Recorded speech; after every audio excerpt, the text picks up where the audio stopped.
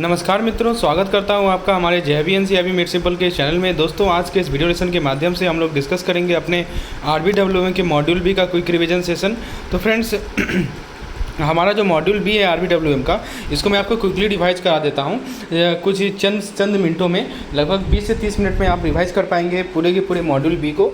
तो चलिए शुरुआत करते हैं अपने इस वीडियो लेसन को। सबसे पहले देखते हैं दोस्तों कि हमारा जो यूनिट नंबर 5 है, जो पहला यूनिट है मॉड्यूल बी का, आइए वहाँ से रिवीजन शुरुआत करते हैं। तो मैं आपको टेबल के फॉर्मेट में सभी चीज़ें समझाऊंगा ताकि आपके कंसेप्ट आप जल्दी से इन चीज़ों को रिवाइज कर पाएँ। देखिए दोस्तों, सबसे पहला जो कॉलम में समझाया जा रहा है कि रिटेल बैंकिंग प्रोडक्ट्स में, रिटेल लायबिलिटी प्रोडक्ट्स में टारगेट कस्टमर कौन कौन से होते हैं। Individual, joint borrower, employ of firms, companies, NRI, HUF, trust association. और रिपेमेंट सोर्स क्या होता है, कैश फ्लो फ्रॉम सैलरी या बिजनेस एक्टिविटी।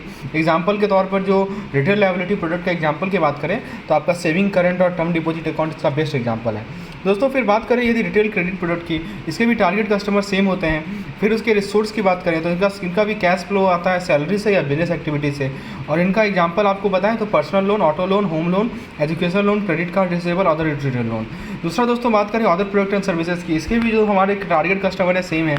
इनका रिपेमेंट सोर्स के लिए नॉट एप्लीकेबल है दोस्तों। अदर प्रोडक्ट एंड सर्विस की बात करें तो बैंक जो other product and service provide करती है उसके अंदर credit card, debit card, ATM card, telephone banking, internet banking, mobile banking, ये सभी आती है। तो आपको retail liability product, retail credit product और अदर प्रोडक्ट एंड सर्विस के बारे में इस चार्ट में समझाया गया है। आइए दोस्तों नेक्स्ट चार्ट पे चलते हैं। आपको बताया जा रहा है स्टेप 1 क्या क्या प्रोसेस होता है, प्रोसेस क्या है, वेरिफिकेशन क्या करना है, डॉक्यूमेंट्स क्या देनी होती है, पर्पस क्या है। तो देखिए पहला स्टेप होता है एप्लीकेशन एंड इन्फॉर्मेशन कलेक्शन। आप इसमें KYC वेरीफाई करते हैं और डॉक्यूमेंट्स आप आइडेंटिटी मतलब आइडेंटिटी और एड्रेस प्रूफ लेते हैं डॉक्यूमेंट के रूप में। और पर्पस ये होता है कि कस्टमर की एलिजिबिलिटी को इवेल्युएट कर सके। दूसरा स्टेप होता है दोस्तों आप स्कोर कार्ड को एसेस करते हैं। इसके लिए आप स्कोर कार्ड टेम्पलेट लेते हैं, डॉक्यूमेंट में स्टैंडर्डाइज चेकलिस्ट होता है दोस्तों, और डिटरमाइन करते हैं कि लोन के क्वालिफिकेशन को। तीसरा होता है दोस्तों ड्यू डिलिजेंस। इसमें आप वेरिफिकेशन करते हैं, KYC डॉक्यूमेंट्स लिया जाता है, पैन नंबर, इनकम डॉक्यूमेंट, फिर credit report, house visit, telephonic verification. और दोस्तों आप एप्लीकेशन रेट को थॉरली वेरीफाई करते हैं। फिर दोस्तों नेक्स्ट हमारा स्टेप आता है, पर्पस होता है प्रॉपर्टी वेरिफिकेशन हाउसिंग लोन के लिए। तो आप वेरीफाई करते हैं market standing, delivery, promptness, RERA registration. इसके लिए डॉक्यूमेंट्स लेते हैं, प्रॉपर रजिस्ट्रेशन, डेवलपर रेपुटेशन। और पर्पस ये होता है कि आप इंश्योर करें प्रॉपर लेजिटिमेसी। पाँचवा है दोस्तों priority processing for eligible applicant. इसके लिए दोस्तों वेरिफिकेशन, प्री अप्रूवल। पर्पस ये है कि हम लोन प्रोसेसिंग को एक्सपेडाइट कर सकें, फास्टर कर सकें। दोस्तों यहाँ पे एस्पेक्ट की बात की जा रही है, डिटेल की बात की जा रही है। तो पहला है लोन का पर्पस। तो डिटेल है दोस्तों पर्सनल एक्सपेंस, व्हीकल, हाउसिंग, बहुत तरह के लोन हो सकते हैं। दूसरा है दोस्तों सिक्योरिटी क्या लिया जाएगा, तो verification, inspection, title, investigation, valuation and waiting of security document. Quantum of loan, तो क्वांटम ऑफ लोन कितना है दोस्तों 12 time monthly income for personal expense. तो पर्सनल एक्सपेंस के लिए मंथली इनकम का 12 गुना, और व्हीकल के लिए दोस्तों एनुअल इनकम का 4 गुना, और हाउसिंग के लिए दोस्तों मंथली इनकम का 40 से 48 से 60 गुना। मतलब जो अलग अलग लोन दिए जाते हैं उनका आपको क्वांटम ऑफ लोन बताया जा रहा है। फिर मार्जिन जो दोस्तों लिया जाता है वो एसेट के वैल्यू का 15 से 30% होता है। रेट ऑफ इंटरेस्ट लोन के अकॉर्डिंगली वेरी करता है और ये रिड्यूसिंग बेसिस पे होता है। रिपेमेंट पीरियड भी 3 से 30 साल तक हो सकता है, लोन के पर्पस पे डिपेंड करता है। Fix obligation to income ratio, जिसको हम लोग FOIR कहते हैं, ये इंश्योर करता है कि मिनिमम टेक होम पे जो है लोन रिपेमेंट के बाद हो फॉर सैलरी क्लास कस्टमर। फिर बताया जा रहा है दोस्तों इनकम, फिर additional charge, processing, documentation, mortgage, stamp duty, fee, inspection, renewal etcetera. Customer segmentation का बेसिस होता है इनकम लेवल और नीड्स पे। कस्टमर रिक्वायरमेंट वेरी करता है कस्टमर सेगमेंट पे और नीड पे। अब दोस्तों बात करेंगे हम लोग assumption about customer for building retail banking product and services. So friends, video को आगे बढ़ाने से पहले हमारे CIB 2023 के पेड प्रोग्राम के बारे में आपको जानकारी देना चाहता हूं। बेसिकली यदि आप इस तरह के वीडियोस चाहते हैं जिसमें क्विक रिवीजन सेशन, हर एक सेशन को दोस्तों हर एक यूनिट का आपको वीडियोस चाहिए जिसमें एक एक पॉइंट को समझाया गया हो एग्जांपल लेकर। आपको यदि 400 से 500 MCQs चाहिए पर यानी कि 150 से 200 MCQ चाहिए पर यूनिट, ठीक है। तो यानी 2000 से 3000 MCQ चाहिए पर सब्जेक्ट, तो हमारे पेड प्रोग्राम का हिस्सा बन सकते हैं। यानी आपके पास हर एक वो मटेरियल जो कि आपके एग्जामिनेशन पर्पज से इंपॉर्टेंट है आपको मैं प्रोवाइड करा रहा हूँ। डिटेल जानकारी के लिए आप मुझे व्हाट्सएप कर सकते हैं जिस नंबर पे मैं शो कर रहा हूँ। So friends, let's continue our session. आइए देखते हैं कि हमारे जो क्या क्या एजम्पशन है कस्टमर के बारे में कि वो रिटेल बैंकिंग प्रोडक्ट सर्विस बनाएगा बिल्डिंग के लिए। पहला कस्टमर डिफरेंट होता है, उसका एक्सपेक्टेशन भी डिफरेंट होता है। फिर बताया जा रहा है दोस्तों कि जो है नीड्स, कस्टमर का जो नीड्स है वो भी डिफरेंट होता है। फिर प्रत्येक कस्टमर का अलग अलग सेट ऑफ नीड होगा फाइनेंशियल सर्विस के लिए। फिर दोस्तों कस्टमर का जो रिक्वायरमेंट है फाइनेंशियल सर्विस का वो यूनिक होगा। कस्टमर को ब्रॉडली ग्रुप कर सकते हैं एक साथ उनके नीड के पिरामिड के बेसिस पे। कस्टमर को ग्रुप कर सकते हैं उनके बेसिस के income, age, geography, profession, employment के बेसिस पे। प्रोडक्ट और सर्विस को डेवलप किया जा सकता है सिंगल या combination of the above element, ताकि मोस्ट ऑफ द नीड को सेटिस्फाई कर सकें। और प्रोडक्ट और सर्विस को स्ट्रक्चर किया जा सकता है नाई के बेसिस पे। दोस्तों आप फिर ज़्यादा मास्लो हायरार्की ऑफ नीड्स की बात करते हैं। सबसे पहला है फिजियोलॉजिकल नीड्स। इसमें दोस्तों कस्टमर की क्या रिक्वायरमेंट है, दोस्तों जितना पॉइंट मैं बता रहा हूँ ना सबसे सवाल पूछा जाएगा। बहुत इंपॉर्टेंट सेशन है दोस्तों, ध्यान से सुनिएगा। तो फिजियोलॉजिकल नीड में क्या होता है दोस्तों कि बैंकिंग, बेसिक बैंकिंग सर्विस जैसे कि account opening, ATM service, access to credit facility. Safety need में क्या आता है कि security of deposit, protection against fraud and identity theft और reliable online banking services. Social need में क्या आता है personalise customer service, community involvement programme and social event for customer. Esteem need में क्या आता है recognition and reward for loyalty, access to exclusive service and products and personalise financial advice. Self actualization need में क्या आता है opportunity for personal and professional growth, access to investment and wealth management service and support for entrepreneurship. तो ये Maslow का hierarchy needs है और customer की क्या क्या रिक्वायरमेंट है। आपसे पूछा जा सकता है कि इनमें से कौन सा नीड जो है हमारा सेल्फ एक्चुअलाइजेशन नीड में आता है, इनमें से कौन सा नीड एस्टीम नीड में आता है। ठीक है, आपसे पूछा जाएगा बताओ सिक्योरिटी ऑफ डिपॉजिट जो है कौन से नीड में आता है, तो ये सेफ्टी नीड में आता है। फिर दोस्तों नीड का लेवल बताया जा रहा है, जैसे आपका साइकोलॉजिकल फिजियोलॉजिकल नीड है तो core saving account, personal accident coverage, housing loan. फिर सिक्योरिटी नीड है तो इसमें recurring and FD, life insurance product, LIC। फिर दोस्तों product with long premium, long tenor. Social need में दोस्तों consumer loan, personal loan, home loan, car loan, loan for professional development, insurance cover. फिर systematic SIP जो होता है mutual fund का, ये सभी सोशल नीड होते हैं। एस्टीम नीड में दोस्तों special term deposit product, term insurance product, second housing loan. ठीक है, और फिर सेल्फ एक्चुअलाइजेशन नीड में दोस्तों pensioner loan, retirement solution in the banking and pension.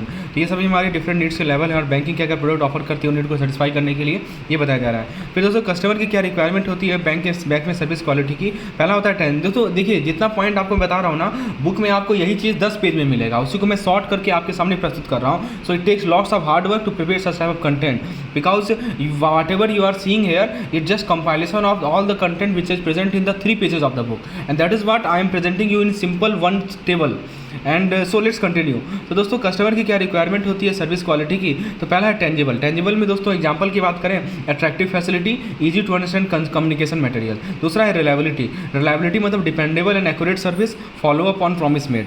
तीसरा है रिस्पॉन्सिवनेस यानी prompt and helpful service, quick resolution of issues. Assurance में होता है competent, courteous, credible and secured service. Empathy के अंदर आता है दोस्तों approachability and ease of contract, understanding the customer. Value के अंदर welcoming, respectful of time and attentive to customer needs. Solution के अंदर आता है दोस्तों सॉल्यूशन प्रोवाइड करना, अल्टरनेटिव प्रोवाइड करना, एक्सक्यूजेज नहीं प्रोवाइड करना। अंडरस्टैंडिंग में आता है दोस्तों कि कस्टमर को आप सुने, उसके उनकी फीलिंग को एक्नॉलेज करें, कंसर्न को एक्नॉलेज करें।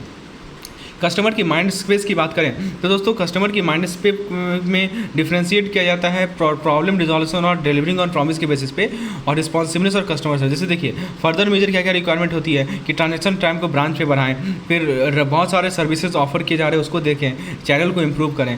फिर बताया जा रहा है दोस्तों कि हमारे पास कैटेगरीज हैं touch point experience, saving account comparable to private bank. Home loan में दोस्तों बताया जा रहा है कि about public sector banking average.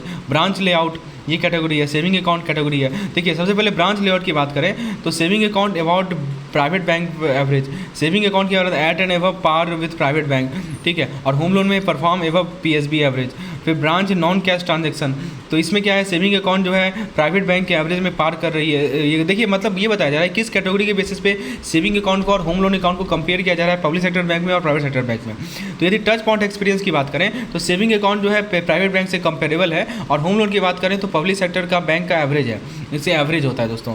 फिर दोस्तों ब्रांच लेआउट की बात करें तो एवब प्राइवेट बैंक एवरेज और perform एवब PSB average home loan. तो ये समझाया जा रहा है। अब देखिए कस्टमर सेगमेंटेशन मतलब क्या होता है। रिटेल बैंक क्या करता है अपने कस्टमर को ग्रुप करता है based on traits like age, gender, income, lifestyle and take action that align with each segment. Segmentation से क्या होता है बैंक अपने मार्केटिंग और सेल्स को इंप्रूव कर सकती है, रिटेंशन को इंप्रूव कर सकती है। एनालिटिकल टूल में क्या होता है कि retail banking can use analytical tool ताकि कस्टमर के डेटा को कैप्चर कर सकें, जैसे उनके स्पेंडिंग हैबिट को, फ्रीक्वेंसीज को, कैपेसिटी को, ताकि अप्रोप्रिएट टाइम को आइडेंटिफाई कर सकें लोन को ऑफर करना। प्रोडक्ट डेवलपमेंट प्रोसेस में क्या होता है रिटेल बैंकिंग प्रोडक्ट डेवलपमेंट का स्टार्टिंग पॉइंट होता है मार्केटिंग प्रोसेस का, और जो भी सब कुछ रिवॉल्व होता है प्रोडक्ट डेवलपमेंट प्रोसेस के अक्रॉस। तो बैंक जो है अलग अलग वैल्यू प्रोपोजिशन ऑफर करती है, एड्स ऑन ऑफर करती है प्रोडक्ट को, ताकि बेटर वैल्यू दिया सके, एक्सेप्टेंस बेटर हो सके, तो प्रोडक्ट सेटिस्फाई करेगा कंज्यूमर के नीड को। बैंक प्रोडक्ट दोस्तों एक डिफाइन किया जाता है ऐसा कुछ भी चीज़ जो कि सेटिस्फैक्शन प्रोवाइड करे, यूज और रिटर्न जो कि कंज्यूमर डिजायर कर रहे हैं। प्रोडक्ट एक कॉम्प्लेक्स क्लस्टर होता है वैल्यू सेटिस्फैक्शन का, और कस्टमर उसके वैल्यू अटैच करते हैं। प्रोडक्ट लाइफ साइकिल दोस्तों बहुत जरूरी है समझना। अब देखिए प्रोडक्ट डेवलपमेंट प्रोसेस हमारा नेक्स्ट टॉपिक है, इसका में हम समझेंगे कि कैसे कस्टमर सर्विस क्वालिटी को मेजर किया जाए की परफॉर्मेंस इंडिकेटर के माध्यम से। फिर देखिए क्या क्या पैरामीटर है सेटिस्फैक्शन मेजरमेंट का, overall satisfaction, advocacy and loyalty, performance of the industry. तो हम लोग क्या करते हैं कि ओवरऑल मेजर्स पे रेटिंग देते हैं, above 80% for all 3 product segment. Change in customer experience मतलब कस्टमर का जो 2/3 हिस्सा होता है वो ये कहते हैं कि उनका एक्सपीरियंस जो बैंक के साथ है वो इंप्रूव हुआ है। फिर वैल्यू परसेप्शन, जो सेविंग अकाउंट मान लीजिए 10 है उसमें से 9 सेविंग अकाउंट और होम लोन कस्टमर को एक्सेलेंट वैल्यू मिलता है रेस्पेक्टिव बैंक के ऑफरिंग में। सेटिस्फैक्शन इंडेक्स रैंकिंग, तो प्राइवेट सेक्टर बैंक जो है सेविंग अकाउंट में लीड कर रहा है, क्रेडिट कार्ड में लीड कर रहा है, और public sector bank home loan में, फॉरेन बैंक जो है होम लोन और क्रेडिट कार्ड में लीड कर रहा है। Touch point delivery of satisfaction index, तो ब्रांच इंटरेक्शन और कम्युनिकेशन की ड्राइवर होता है, इंडेक्स होता है सेटिस्फैक्शन के लिए। अब देखिए प्रोडक्ट लाइफ साइकिल में पहला होता है इंट्रोडक्शन में प्रोडक्ट को इंट्रोड्यूस किया जाता है, लो सेल्स वॉल्यूम होता है, रेवेन्यू इनसफिशिएंट होता है कि हम कॉस्ट को कवर कर सकें, सेल्स वॉल्यूम कम होता है, प्रॉफिट नेगेटिव होता है, बहुत कम होता है। ग्रोथ हमारा नेक्स्ट स्टेज होता है, यहाँ पे सेल्स वॉल्यूम पिकअप करता है, प्रोडक्ट ब्रेक इवन करता है और प्रॉफिट जनरेट करना स्टार्ट करता है, सेल्स वॉल्यूम बढ़ता है, प्रॉफिट भी बढ़ता है। मैच्योरिटी में क्या होता है दोस्तों कि सेल्स वॉल्यूम पीक पे रहता है, कंज्यूमर बेस बहुत ज़्यादा होता है, मैक्सिमाइजेशन होता है सेल्स और प्रॉफिट का, हमारा प्रॉफिट जो है वॉल्यूम बहुत हाई होता है, प्रॉफिट भी हाई होता है। सस्टेनलेस और सैचुरेशन में क्या होता है कि कॉम्पिटिटर का प्रोडक्ट है और कॉम्पिटिशन के कारण सैचुरेशन हो जाता है सेल्स का, स्टैग्नेशन हो जाता है बिजनेस का, और प्रॉफिट का और कस्टमर इंडिफरेंस का। तो सेल्स का वॉल्यूम स्टैग्नेंट हो जाता है, प्रॉफिट जो है बहुत कम हो जाता है, लो होने लगता है। डिक्लाइन में क्या होता है कि प्रोडक्ट आप लेस अट्रैक्टिव रहा, सेल्स वॉल्यूम प्रॉफिट डिक्लाइन करेगा। तो देखिए सेल्स वॉल्यूम डिक्लाइन किया, प्रॉफिट डिक्लाइन किया। तो ये टेबल से आप पांचों प्रोसेस को समझ सकते हैं, इससे किसी भी तरह का न्यूमेरिकल क्यों ना पूछे आप उसका आंसर दे सकते हैं। देखिए तो इसमें देखिए आप कोर प्रोडक्ट और ऑगमेंटेड प्रोडक्ट में डिफरेंस समझाया जा रहा है कि कोर प्रोडक्ट में क्या होता है कि जो स्टेजेस, कोर प्रोडक्ट का मतलब जो स्टेजेस होता है जिससे प्रोडक्ट जो है इंट्रोडक्शन से डिक्लाइन तक का स्टेज। ऑगमेंटेड प्रोडक्ट में क्या होता है दोस्तों, एसेंशियल प्रोडक्ट जो कि बैंक के बिजनेस को डिफाइन करता है। कौन कौन से फैक्टर्स है जो कि साइकिल को अफेक्ट करेंगे, marketing approach, consumer perception, packaging and responsible रिपोजिशनिंग strategy and obsolescence. Augmented product में क्या होता है दोस्तों, कौन कौन से फैक्टर इसके साइकिल को अफेक्ट करते हैं, which are indispensable for different customer segment, stable growth rate. Example की बात करें तो short life cycle for computer product due to fast changing technology, ये कोर प्रोडक्ट का एग्जांपल है। ऑगमेंटेड प्रोडक्ट का एग्जांपल है saving bank, current account, term deposit, recurring deposit, cash credit, overdraft, ये सभी दोस्तों। अब जरा बात करते हैं दोस्तों डिपॉजिट प्रोडक्ट या लायबिलिटी प्रोडक्ट का डिस्क्रिप्शन की बात करें, ऐसा प्रोडक्ट जो कि कस्टमर को अलाउ करे अपने पैसा को डिपॉजिट कर सके बैंक के साथ और उस पर इंटरेस्ट अर्न कर सके। इसके अंदर saving account, current account, fix deposit, recurring deposit, कुछ एसेट प्रोडक्ट या रिटेल क्रेडिट प्रोडक्ट होता है, वैसा प्रोडक्ट जो कि कस्टमर को अलाउ करे वो पैसा ले सके बैंक से अलग अलग पर्पज़ के लिए। इसके अंदर personal loan, home loan, car loan, education loan और क्रेडिट कार्ड आते हैं। अदर प्रोडक्ट सर्विस में दोस्तों वैसा प्रोडक्ट सर्विस जो कि 2 कैटेगरी में नहीं फॉल कर रहा है लेकिन बैंक ऑफर कर रही है ताकि कस्टमर की नीड को कैटर कर सके, वो सभी अदर प्रोडक्ट सर्विस में आते हैं। अब देखिए सेविंग बैंक डिपॉजिट अकाउंट के बारे में बात कर रहा है। एक तरह का डिपॉजिट होता है जो कि number and amount of withdrawal पर रिस्ट्रिक्शन होती है ताकि जो है सेविंग का हैबिट बना सके कस्टमर में।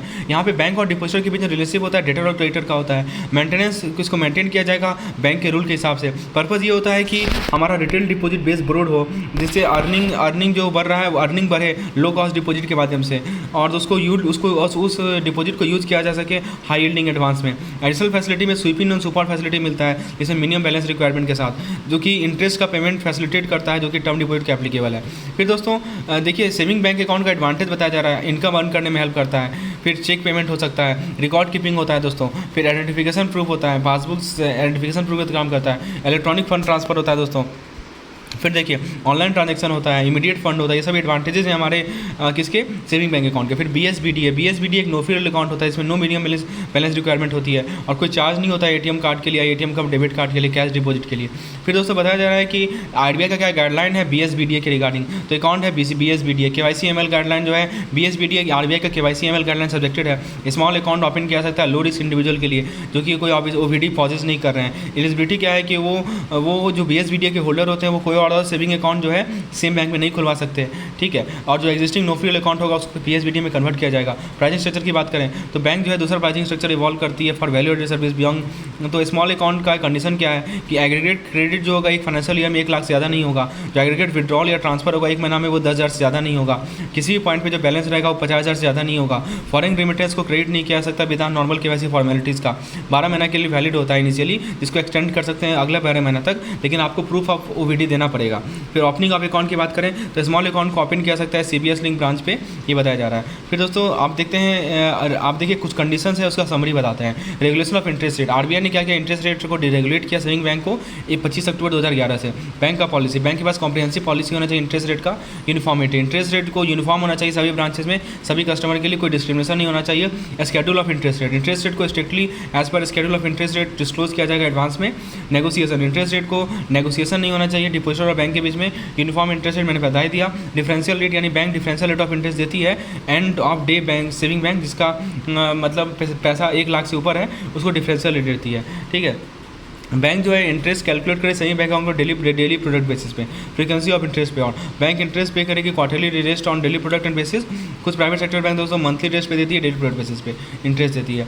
अब देखिए current account term deposit account difference बताया गया है। करंट अकाउंट होता है ट्रेडिंग और बिजनेस के लिए, टर्म अकाउंट होता है high yielding product for definite product. Withdrawal दोस्तों कोई रजिस्टर नहीं होता है करंट अकाउंट में, और टर्म डिपॉजिट विड्रॉल होता है एक्सपायरी के बाद। इंटरेस्ट दोस्तों करंट अकाउंट में जो होता है वो प्रोहिबिटेड होता है, करंट अकाउंट में कोई इंटरेस्ट नहीं दिया जाता। टर्म डिपॉजिट अकाउंट का इंटरेस्ट डिपेंड करता है पीरियड डिपॉजिट के। ओवरड्राफ्ट दोस्तों करंट अकाउंट में परमिट किया जाता है, चेकबुक परमिट किया जाता है करंट अकाउंट में। और दोस्तों डिपॉजिटर का बेनिफिट होता है कि वो फ्लेक्सिबिलिटी होता है डिपॉजिटर को करंट अकाउंट में कि वो क्रेडिट दे सकता है, लोन दे सकता है, लोन ले सकता है लो रेट पे।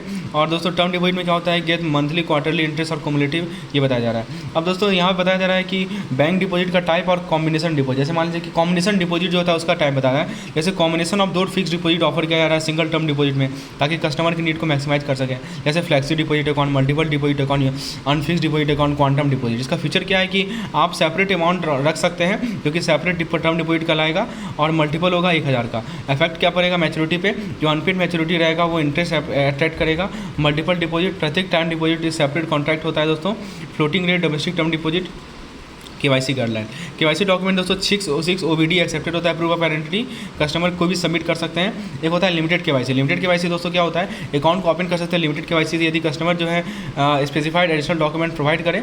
कस्टमर ओबीडी करंट एड्रेस के साथ सबमिट करेगा with in 3 month of the submitting limited KYC document. फिर ई केवाईसी क्या होता है, UIDAI का जो ई केवाईसी सर्विस है उसे वैलिड प्रोसेस माना जाता है केवाईसी वेरिफिकेशन का। फोटोग्राफ, एक रीसेंट फोटोग्राफ होना चाहिए। पैन नंबर, पैन दोस्तों कोड किया जाएगा जब आप ओपन अकाउंट ओपन करेंगे। Other than term deposit account of not exceeding 50,000 and BSBD account, इस सबको छोड़ के बाकी कैसे पैन को कोड किया जाएगा। कैश डिपॉजिट यदि 50,000 से ऊपर है तो पैन का वहाँ भी रिक्वायरमेंट है। माइनर में दोस्तों मेरी माइनर को ट्रांजेक्शन में इंटर करता है तो वो पैन को कोड करेगा अपने फादर का, मदर का, गार्जियन का, यहाँ किसी डिक्लेरेशन फॉर्म 60 में लिया सकता है, ठीक है। तो आधार जो है सबमिट करेगा बैंक को, ये बताया जा रहा है। अब देखिए नेम एंड एड्रेस, कस्टमर का फुल नेम एड्रेस रहेगा, क्या क्या चीज़ जरूरत पड़ता है।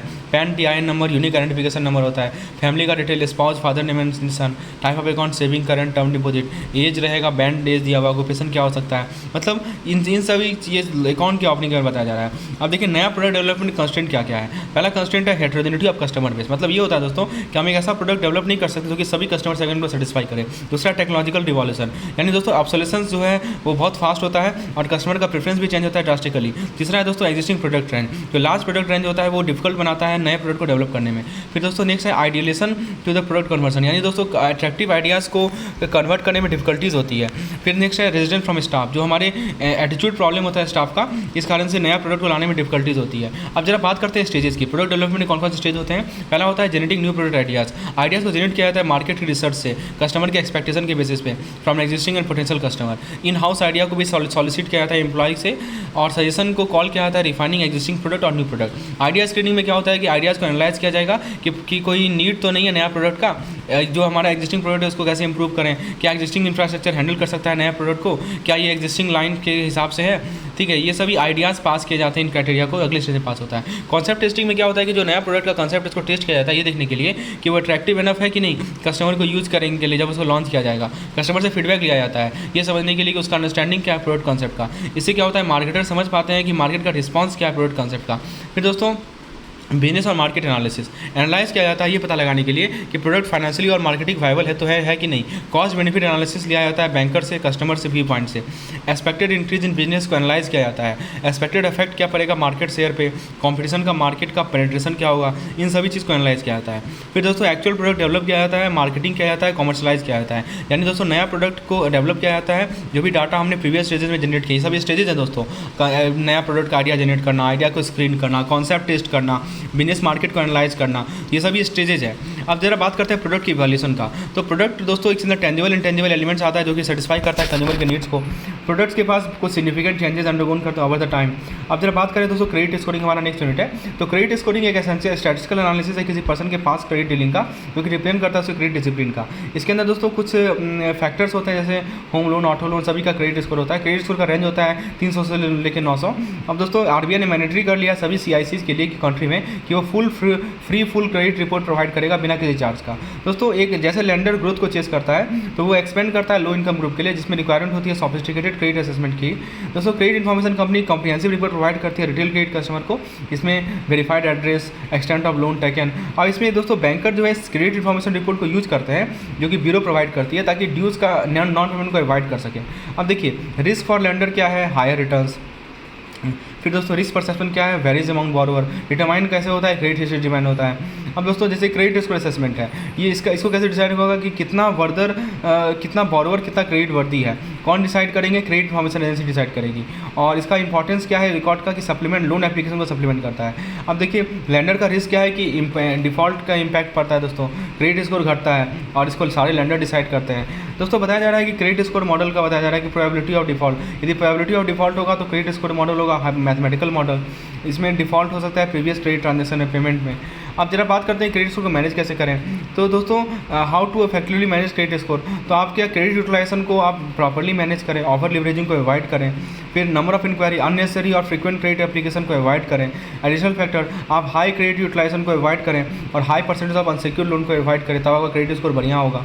फिर दोस्तों बताया जा रहा है कि क्रेडिट स्कोर मैनेजमेंट कैसे किया जाए। तो क्रेडिट स्कोर मॉडल एक मैथमेटिकल मॉडल होता है, जिससे आप प्रोबेबिलिटी देख सकते हैं डिफॉल्ट का based on historical data. Credit score को मैनेज करने के लिए effective credit scoring, timely payment, good mix of credit, ये सभी आपके क्रेडिट स्कोर को इंप्रूव करेंगे। Offer leveraging, frequent shopping for credit, और दोस्तों बहुत सारा अकाउंट हो, ये नेगेटिवली इंपैक्ट करेगा आपके स्कोर के लिए।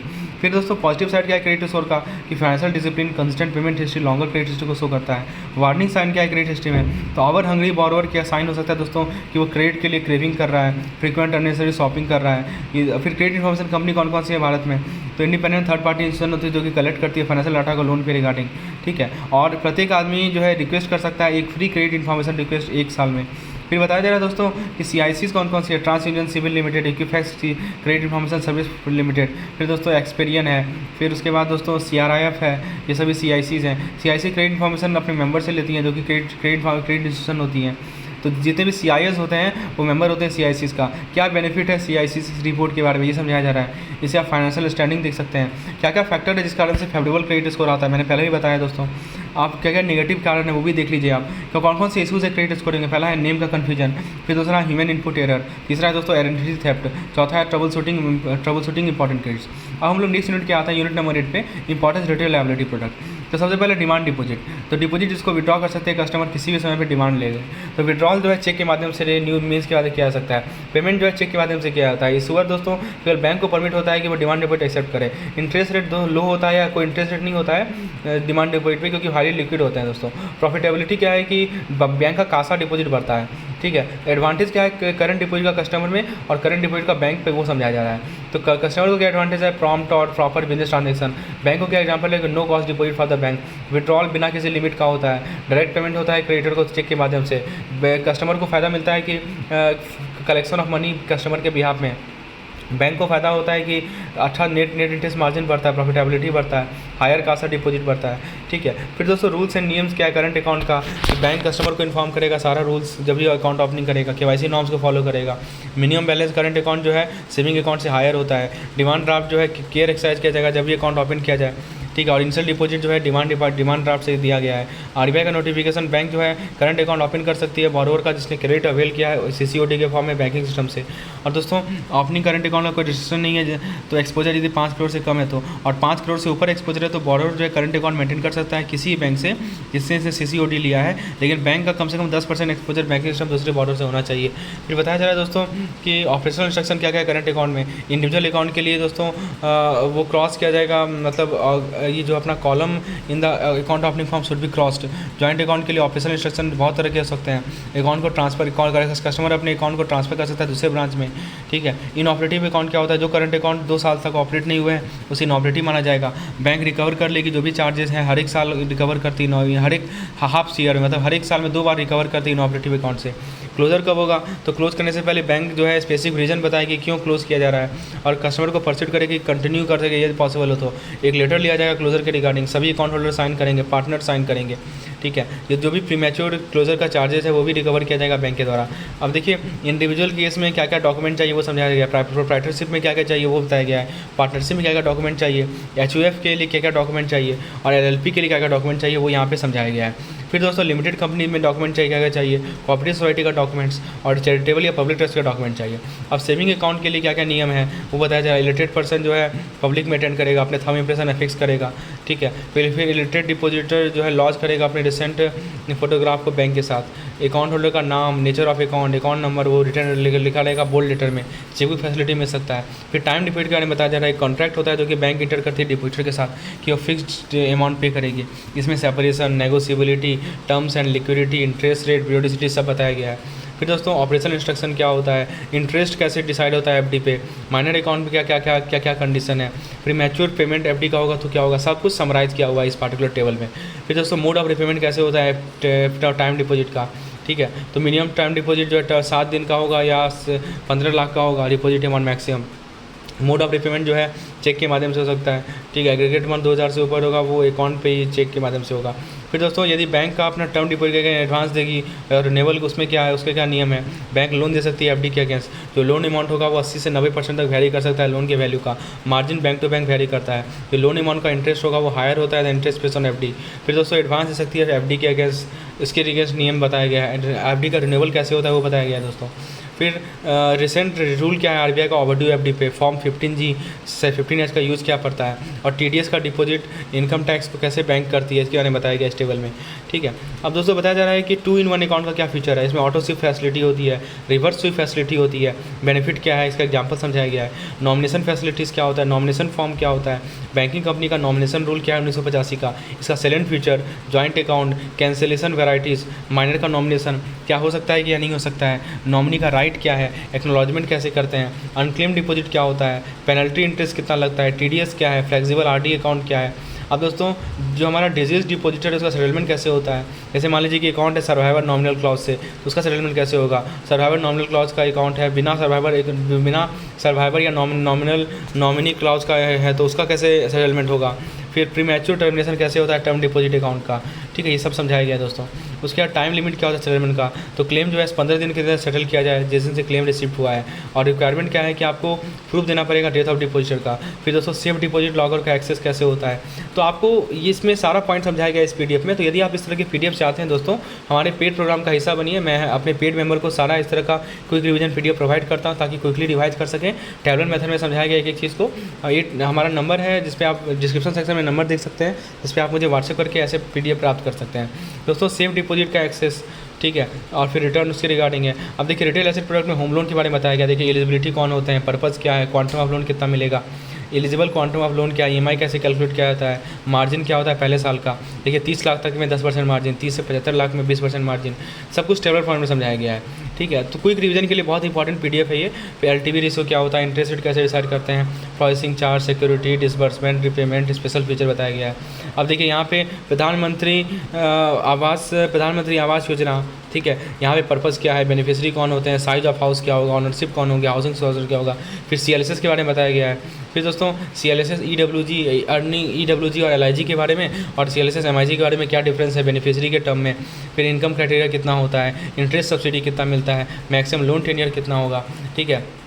उसके बाद दोस्तों लोन टेन्योर विद सब्सिडी कितना होगा ये समझाया गया है। पर्सनल लोन का एलिजिबिलिटी क्या है, पर्पस क्या है, एडवांस का टाइप क्या है, क्वांटम ऑफ लोन कितना होता है, मार्जिन परसेंटेज कितनी होती है, सिक्योरिटी क्या है, रेट ऑफ इंटरेस्ट क्या है ये बताया गया है। फिर दोस्तों प्रोसेसिंग चार्ज क्या होता है पर्सनल लोन का, मॉरेटोरियम क्या होता है, रिपेमेंट कितना है, प्रीपेमेंट इशूज़ क्या क्या से हैं और इंश्योरेंस क्या होता है। एजुकेशन लोन के बारे में बताया गया दोस्तों, एलिजिबिलिटी क्राइटेरिया क्या क्या है, एलिजिबल कोर्सेज कौन कौन से हैं, एलिजिबल एक्सपेंसेस कौन कौन से होते हैं एजुकेशन लोन का ये समझाया गया है। सिक्योरिटीज़ कितना लिया जाएगा एजुकेशन लोन में, पर्पस क्या है, क्वांटम ऑफ फाइनेंस कितना मिलेगा, मार्जिन कितना लिया जाएगा। फिर दोस्तों फिर ये लोन का फ्यूचर एक्सपेंस सब समझाया गया है। Home loan, vehicle loan, personal loan, देखिए एक चार्ट में ये सब कुछ समझाया गया है कि होम लोन में दोस्तों एलिजिबल क्राइटेरिया क्या है, को जॉइंट बॉरोवर हो सकते हैं कि नहीं हो सकते, नो ड्यू सर्टिफिकेट जरूरत पड़ेगा, प्राइवेट सेक्टर के अंदर आता है कि नहीं आता है, ठीक है, यहाँ समझाया गया है। उसके बाद दोस्तों स्टैंडर्ड लोन और सेंट्रलाइज मॉडल में डिफरेंस बताया गया, डेफिनेशन के बेसिस पे, प्रोसेसिंग लोकेशन के बेसिस पे, लोन प्रोसेसिंग के बेसिस पे, डिस्क्रिशनरी लिमिट के बेसिस पे और रेफरल लिमिट के बेसिस पे। और फिर दोस्तों बताया जा रहा है आपको कि स्टैंडर्ड लोन मॉडल और सेंट्रलाइज मॉडल में क्या बेसिक डिफरेंस है। क्रेडिट और डेबिट कार्ड टॉपिक में दोस्तों पार्टी कौन से इन्वॉल्व होते हैं क्रेडिट कार्ड में, customer, retailer, acquiring bank, clearing network, issuing bank, 5 party involve होते हैं। कौन इसका क्या क्या रोल है वो समझाया गया है। क्रेडिट का टाइप क्या होता है, credit card, debit card, ATM card, smart card. फिर क्रेडिट का हिस्ट्री कैसा है वो समझाया गया है। फिर दोस्तों कौन कौन से पार्टीज इन्वॉल्व हैं, क्या पर्पस है, जनरल पर्पस कार्ड ब्रांड क्या होता है, प्राइवेट लेवल कार्ड क्या होता है, प्लेयर कौन कौन से इंडियन इंडस्ट्री में, कार्ड को इशू कौन करते हैं, बेनिफिट क्या है कार्ड होल्डर का, स्पॉन्सर का क्या रोल है, क्रेडिट कार्ड इंडिया में बताया गया है। दोस्तों फिर बताया गया एनपीसीआई के बारे में, पर्पस क्या है एनपीसीआई का, इनिशिएटिव क्या है, कब इस्टेब्लिश हुआ था, तो ये इस्टेब्लिश हुआ था payment and settlement system act में, टाइप ऑफ ऑर्गेनाइजेशन। तो ये था हमारा पार्ट 1 लेक्चर, इसमें हम लोग मॉड्यूल बी के 5 यूनिट को रिवाइज किए अंडर 30 मिनट्स।